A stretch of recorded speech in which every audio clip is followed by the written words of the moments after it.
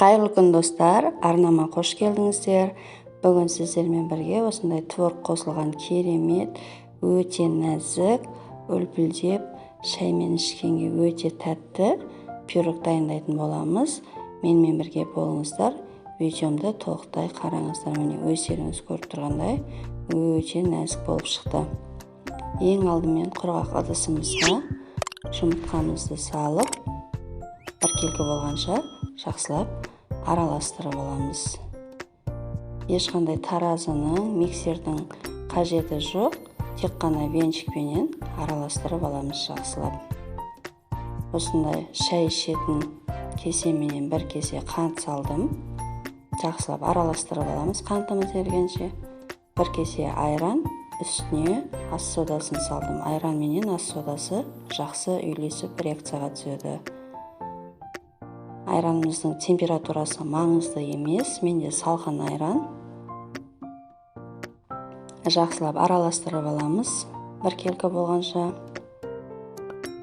Үстінен жарты кесе шай кесеменен сұйық майымызды құямыз. Және електен өткізіп, 2 кесе ұнымызды салатын боламыз. Ұндарыңызды бірден салып жібермейсіздер. Аз-аздан салып, біртіндеп араластырып аламыз. Достар, сіздерге де жасауға кеңес беремін. Міндетті түрде жасап көріңіздер.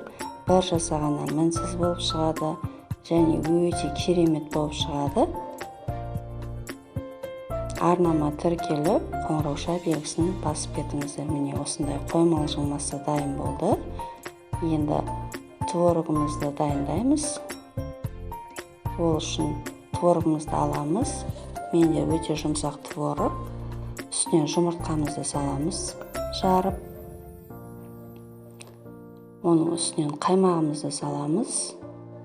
Толық рецепті төменде описание бөліміне қалдырып кеттім. Жарты кесеменен қантымызды саламыз. Және 2 ас қасық толтырмай крахмалымызды саламыз. Кез келген крахмал жарай береді. Менде жүгері крахмалы.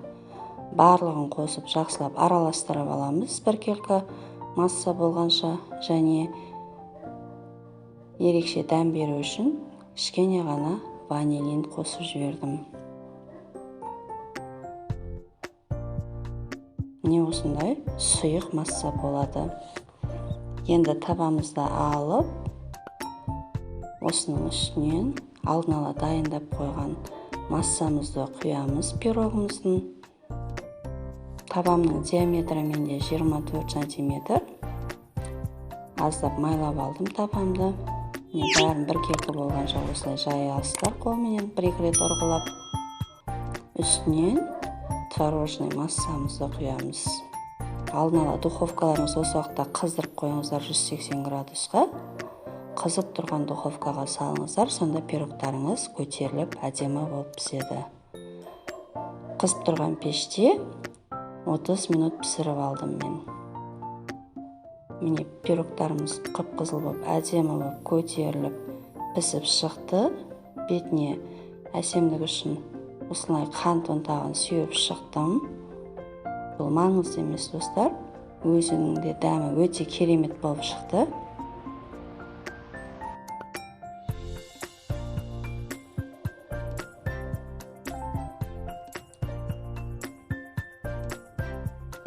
Не өздеріңіз көріп тұрғандай, өте биік, толықтай қып-қызыл болып, әп-әдемі болып шықты. Назарларыңызға көп-көп рахмет. Қазақша контентті қолдап кетіңіздер. Алдағы уақытта көптеген қолжетімді заттардан рецепттер түсіретін боламын. Және арнамда көптеген қолжетімді заттардан тұратын рецепттер бар.